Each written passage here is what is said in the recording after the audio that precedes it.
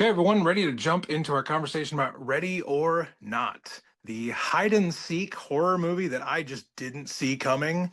And for this conversation, I invited my friend Rebecca to give her expertise, her knowledge, her experience on this topic, and how Ready or Not connected with her. But Rebecca, I want to know a little bit about you. Share with listeners what work you're involved with, what you find yourself doing, and the first time you were introduced to the movie Ready or Not. So, my name is Rebecca Lynn. I'm on Instagram as Rebecca Lynn Writes. Currently, I am on the board of the New Evangelicals, if people are familiar with that nonprofit. We're a digital first nonprofit working at the intersections of faith and justice, finding a better path forward in love. So, I do a lot of work with the New Evangelicals right now. I also am going to school to get my doctorate in social transformation.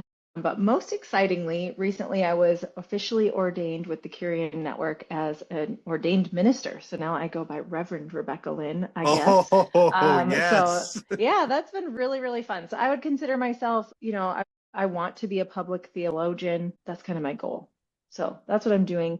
The role or the movie Ready or Not, I think I saw it when it first released on Netflix, whenever that would have been. Um, because I remember watching it in my living room for the first time a couple years ago, and I remember loving it then, and I'm so glad that I got to watch it again because this is what happens to me. I watch a movie and I think it's really good, and then I forget about it entirely, and then I can watch it again like I've never seen it before. So I got to watch it That again happens to with me fresh too. eyes. That happens to me too. And it was similar, like with these more like modern movies. I find that I didn't like I don't have a big build up to these movies. It's like I see it and I'm like, ah, it's an interesting concept. I Right. want to know more about that concept. And I remember seeing the trailer for this when it came out multiple years ago and thinking, if hide and seek involved satanic rituals, like what is this?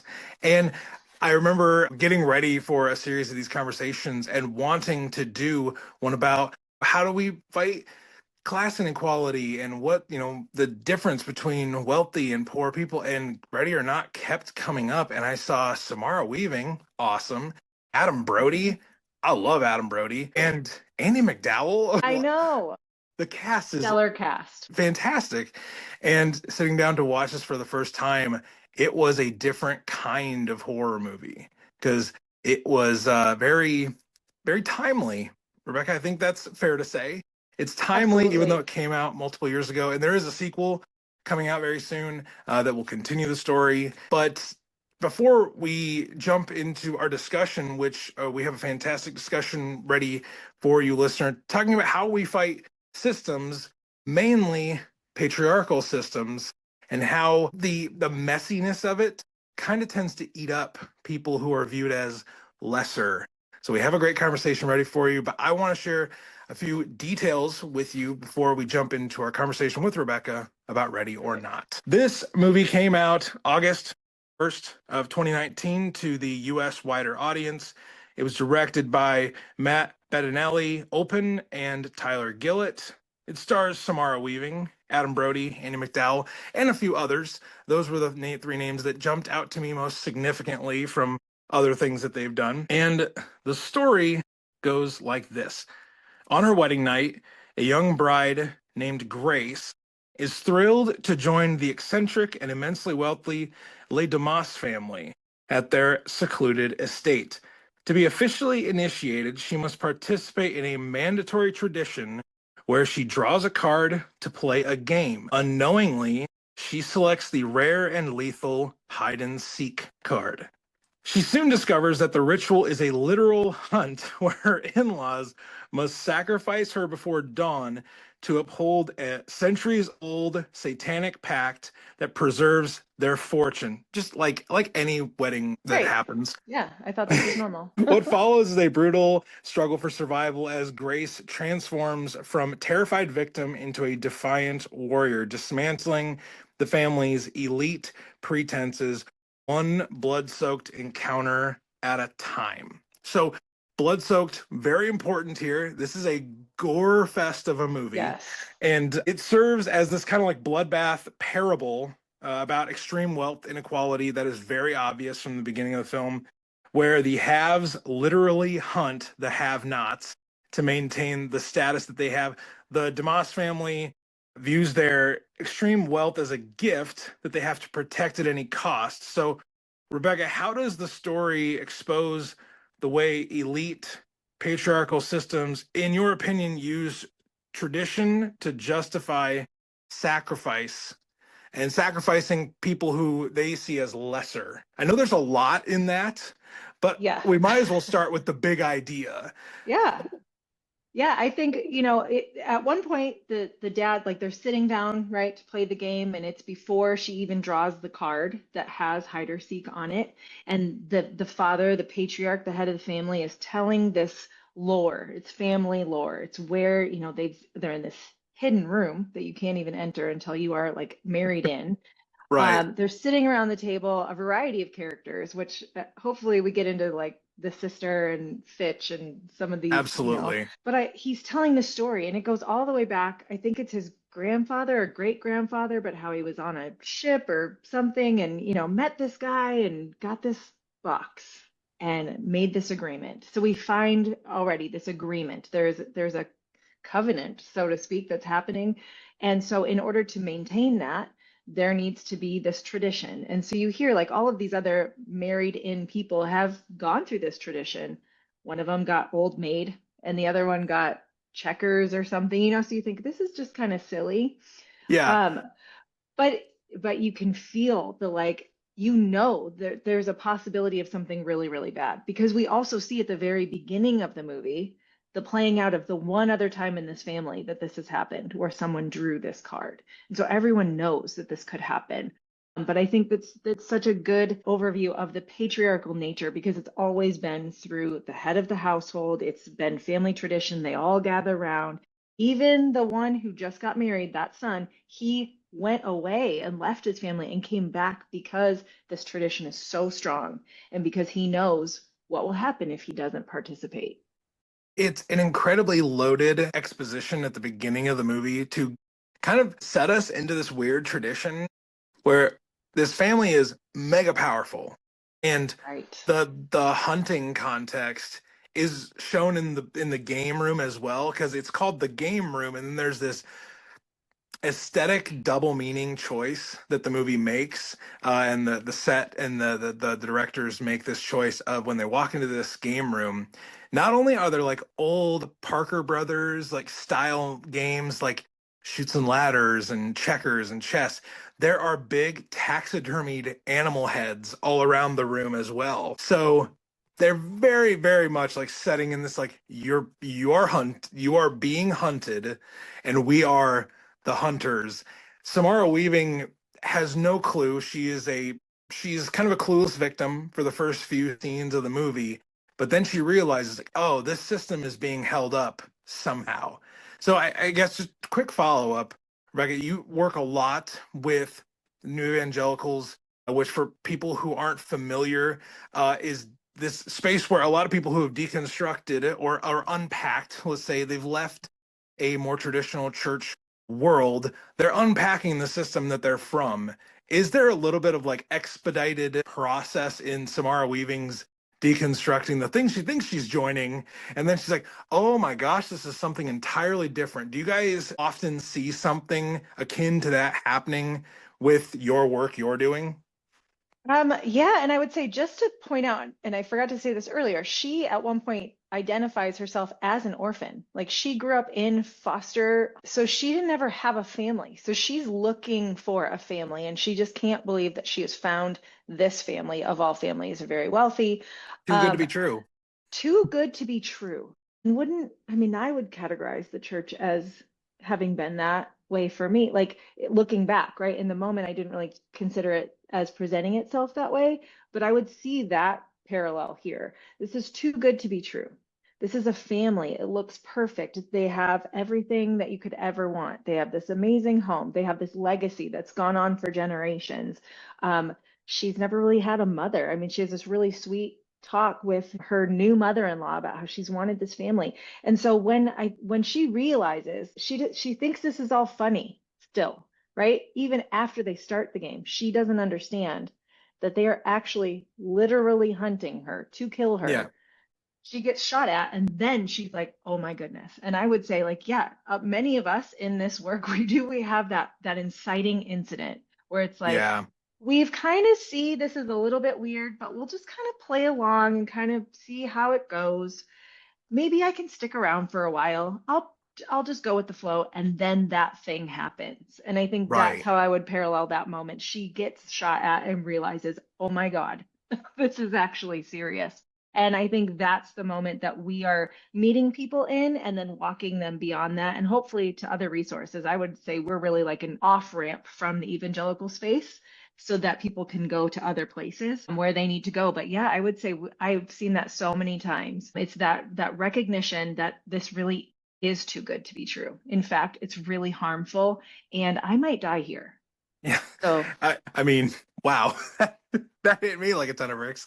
Because I think there is that there is a lot of that when you think you've found a place, like Grace does in the movie. You feel like you found a place to call home, somewhere to belong, some place that on the surface you don't want to really question it because your life has kind of been full of all of these moments of it's too good to be true. Like this is happening for me. This is awesome. And it takes her literally being the target of a family's obsession to keep their own legacy intact, to jostle her loose from this illusion. And I like to, I don't often reference my own experience here, but this I feel like is key. Sometimes when you're in a system, you cannot see the veil over your eyes. But when the right, veil is lifted, to use the wedding bride imagery, when the veil is lifted, you can't not see it. It right. becomes harder to not see it than it would be to go back and get comfortable with the illusion again. Throughout the lead up to the real terror hitting Grace, she follows along with these polite systems. Like you mentioned, she's like, "Oh, this Mhm. is a weird family game night." It's like we all have weird family traditions. We all have odd things that our family does. Right. That if an outsider came in and be like, "What in the world are you weirdos doing?" But she goes along with this polite system, and it just makes me think that sometimes our language of values and heritage tend to mask a core thing in a system that ends up being predatory. And how specifically does this predatory system inflict itself on women? Because we are talking in the patriarchal context. This is predatory in her direction. I'll put it that way. Yeah. Yeah. I think there's a couple pieces to that. I will really want to talk about the aunt, right? She's nuts, Yes. but she is upholding this system partly because it took so much from her. Like she is the one person whose spouse, brand new spouse, ever pulled that card before. And she lost that. And in the midst of that, became this hardened person who then like she came to understand the importance of this, right? So now her entire Yeah. life goal, as far as we see, seems to really center around upholding this system. So what I think for me that translates to is the women who do the part of upholding the systems, because that is a significant piece that we are dealing with now in our current system. I mean, if we look at the last election, white evangelical women voted against their own best interests in a significant proportion. Women are at they are upholding the system, even if they might say, I don't agree with, I don't agree with the SAVE Act. Let's just talk about that for a second. I don't agree with that, but I can't not vote to support the Republican Party. So there are these like lines that we negotiate with ourselves, and women especially, because we depend, especially in a patriarchal system and the way things are created, we depend on the men, and so we have to keep ourselves safe, which means that we have to make these negotiations and agree to some things that are like, I don't really agree with that, but what else will I do if I Hmm. don't? The other side of that is really scary if it is unknown, right? Once you make that decision, you realize like, oh, this was actually really, I'm so glad I did this because I didn't betray myself. But I think these systems ask women to betray themselves a lot. And we see that in this movie, especially with the aunt, but also with the mother. She, I think, was very similar to Grace. From the conversations we hear them having, they were very much alike. And she even says at one point, I thought you were going to be the next me. So she sees Grace as a potential like heiress to this whole thing. Yeah. It says that this son of both sons is going to be the leader of the family, right? He is the next patriarch. So we see this manipulation by these two women, the older women in this patriarchal system, trying to manipulate things so that the system continues. Would the men do that? I don't know. And that's my question in the patriarchy is like, would men continue this if the women weren't there propping it up? That's a question I'm very curious about. I would actually love to hear what a lot of people have to say about that because I think that the women participate. They have to. If they didn't, I think it would fall down. Yeah, there's this. Well, I mean, not to jump completely to the end of the film, Samara Weaving's character acts differently than the mindset you're describing from the older of the matriarch of the family, and then the patriarch's sister.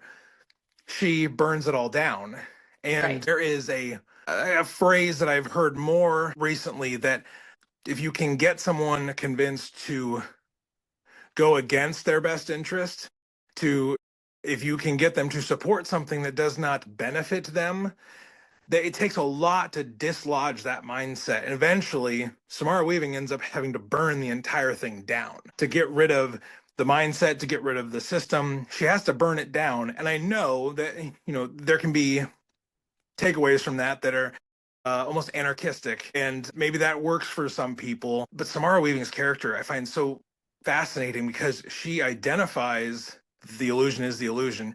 She's able to break through it, and instead of Right. letting the system hurt her more, and to let become complicit in that system, and we'll talk about complicity in the system because there's plenty of characters to draw that from. Instead of that, she acts in her own best interest, but does not put herself in alignment with the system, if that makes sense. Yeah. I actually said to my husband while we were watching it, because he watched it with me, the fact that she grew up in foster homes and actually would be considered like more of a marginalized person in this story. I mean, yeah, she's the have not in the story. She is set up for survival. Like she understands already that the systems at work are not always above board. She already knows that. And so I think that Yeah. that sets her up to survive this, which is why some of the other characters like Fitch and like Daniel's wife, they just want to be rich, right? And they Yeah. maybe came from more like the maybe upper middle class. So they were already like participating in the system. She came from nothing and she already had to survive in these situations, moving from home to home and all of those things. She learned how to be self protective in ways that these other characters never would have had to. And so I think that she is different. She already was different. And that is what sets her up to be successful, quote unquote, successful by the end of this movie, right? She is willing to play the game to a point. And then Like, she's like, you're going to win or I'm going to win. And I've decided that I'm going to win. because Charity, Daniel's wife, and Fitch, their whole mindset is like, how do I'll do anything to climb the ladder. Yep, And Grace's mindset is, why is there an effing ladder? exactly. Like, have Exactly. you stopped to wonder why are we playing these games? Like, it's like I'm gonna become the best at the game that I possibly can be. And Grace is over in the corner, be like, why are we playing games? Right. I think Fitch and Charity are such interesting characters too. Like Charity's all in the whole time because she Oh just yeah, wants to be rich. She just wants to survive this. She, like Daniel tells her before they even got married, this is what could happen, and she's all in, right? Fitch is like, I'll go with the flow for a while, and that he's like constantly, you see him constantly making having those negotiations with himself. Can I accept this? It's worse now. Can I accept this new requirement that they have of me? I mean, to the very end, right? He is always like, I don't know about this. You can just tell there is this thing inside of him, but he always decides to go along with, yeah. even though he has that struggle. So he was actually probably my favorite. I mean, outside of Grace, the main character, he was probably my favorite character to just Hmm. like watch the dynamics of like how he interacted in these situations. Because he even at the beginning of the hunt, he's like, "Really, right? Like this is when we bail, right?" He says to Charity, and she just looks at him like, "No." I'm Yeah. in, like I'm doing this thing. And he's like, oh shit, I guess we're doing this. And then he continues to participate. So I really enjoyed his character quite a lot, actually. Well, and he has extra stake in it because he's married into this family and now has children in this family. Exactly. Oh my So gosh, and those children, that's a whole nother thing. yeah, That's that's it. Every single member of this family has their own way that they are interacting with it. And even the kids' take on it is like, I did good, mom, didn't I? I did good. right. And it's like, And she's, oh my yes, you gosh, did. that's I'm so proud of you. I was like, one member of the family we've mentioned but haven't dug too deep in is Adam Brody's character, Daniel. And he is at times the most relatable, empathetic character, but he is also the most vocally complicit. Like he is dragging his heels, but eventually he's going to do the thing that requires us to. The opening scene is him protecting Alex from seeing their like almost uncle be right, sacrificed in the first hide and seek game. Daniel keeps that complicity up until the end, and then he makes his kind of 180 turn where he poisons everybody as they're about to do the satanic ritual to Grace. Again, if you haven't seen the movie, it is bonkers. And bonkers. as they're running out of the room where Grace was about to be sacrificed to Satan, she says, what was that about? Like I didn't think you would turn on your family. He's like, I didn't either. So they run out and he ends up dying, but still being largely complicit in the system. So he makes a good choice, but he's also made several Right, choices leading up to this. So there are so many parallels we can drive, whether that is in the economy, whether that is in politics, whether that is in religious spaces, but the complicity of someone who is what we would probably generally simply call good, being complicit in a bad system. How do we navigate that very, very awkward, messy middle ground? I think that's where like the rubber meets the road, right? So I say that I have these values, that I value honesty, I value integrity, I value these things. If I'm in a system and I start to see those things, it is that moment when we decide I am going to go along with this or I'm going to be the one to say something, knowing that when we say something, it could end up, I mean, for me, I ended up fired from my job, literally Yeah. got fired from my job for saying the things people didn't want to hear. He died. Yeah. And in some of these things, it is like, I believe that in my situation, for example, I planted enough seeds that eventually the thing will fall apart, assuming other people will, you know, do what tend to those seeds. So I was willing to sacrifice that so that the whole thing could get better. Because Hmm. at the end of the day, I wasn't there for me. I was there for, I mean, even when I took that job, it was about the people. It was always about the people for me. And in this thing, I think he knew he ran the risk. I mean, of course, if this was real, he was going to die anyway, right? So Right. he knew the risk he was running. I'm probably going to die. So why not? Even if my family kills me, like I'm going to be the one to plant this seed that, right? There's that saying, planting seeds of trees you may never sit under. There Mhm. have to be people that are willing to do that within the system. Otherwise, I just don't see a way for the systems to truly come apart. There have to be people that are willing to see the social good, the common good of all, and are willing to put themselves on the line for that to change. And I think we're Ooh. seeing that, like right now, we're seeing that in Minnesota. Hmm. Yeah, I mean, honestly, the in a previous episode, we referred to power being something that we as humans are constantly navigating the relationship with, and how we use power with others. I think the counter narrative to that is human history has also shown that when enough people have a crisis of conscience, that's how systems slowly start to break and erode. And you're right, whether it is systemic, really, honestly, because I'm such a history nerd and I'm hopelessly, just listening to stuff all the time. I think of like slave trade, how enough crisis of conscience happened and still happen that that system is broken down and we get to a not a perfect place, but a more improved place. How systems that hurt people, when enough people see how hurt others are, at the hands of that system, the wheels start to move. Like you said, the seeds start to get planted. That I believe is the character Daniel is in this. He is every one of us that's been a part of a job, an organization, a church, any kind of system, and seen the cracks in it, and you're like, something about that does not sit well with my soul, and I have to do something, or I have to remain completely complicit in it. Right. It's And the odds are, when we choose to say something, we don't survive that. and it's an incredibly difficult place to put others in and to put ourselves in, but it's a necessary place. A lot of times I'm reminded of the line, well, I know I'll get rid of that part. It's not a very good line. So I want to go back to Grace, though, Yeah. Rebecca. Her wedding dress tells an entire story in this. And first of all, it's a gorgeous dress. Is Like, so gorgeous. Samara So Weaving is gorgeous. stunning regardless, Yes. but that wedding dress, I was like, she may be the perfect bride on her wedding day. But her dress is beautiful, and throughout the Yep. movie, we see the wear and tear of this experience on her, and it gets dirty. I mean, eventually, the wedding dress is red at the end. You wouldn't even know it was a wedding dress ever.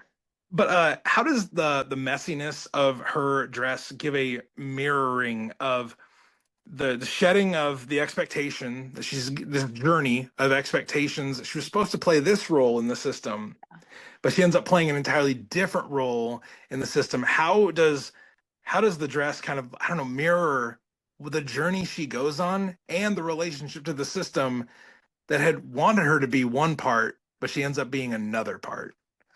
So this is such a good question, and my husband and I had this conversation actually when we watched the movie because we saw the way that this dress in itself was like a character on its own, right? It's like providing a lot of context or meaning. We can use it for meaning making, of course, like we are. I think at the beginning, and I know this is true for me growing up in the evangelical church, thinking about like my role as a woman, as a, young woman in the church is to get married and have babies. That's what I was told, family values and all that stuff. And Yeah, yeah, so yeah. there's this idea of like this perfection, right? The expectations are it's going to be this whole thing's going to be so great. Look, they had this wedding. It was a beautiful wedding. Her dress is beautiful. Her husband, I mean, they obviously love each other as we're starting out in this story. Even when she picks the card, he's trying to save her. Like it's just perfect. And then actually the scene that really stood out to me is when she's in the dumbwaiter and she's like, oh, forget this. And she gets out and her dress gets caught. She just like I I was like, no one would do that. She just like pulls on it. She doesn't like carefully and meticulously pull it off like you would, like I would do if I was, had this gorgeous dress. So it's the first time we see her have damage to this dress and she just pulls it off. And I'm like, yep, that's what happens. There's one small thing. And we just like, okay, we get through that. We do what we have to do and we move on. And then there's the next thing and the next thing. And like, she's caught. Where is she? They're like by the kitchen or something, or in the back little maze Yeah, of back hallway, whatever that is, secret it's like a secret passageways. passageway almost. Yeah, and he's like, her husband is there telling her, you need to run, you need to go down here. And she realizes like she's tripping over her dress. Almost like this idea of perfection is like getting in the way.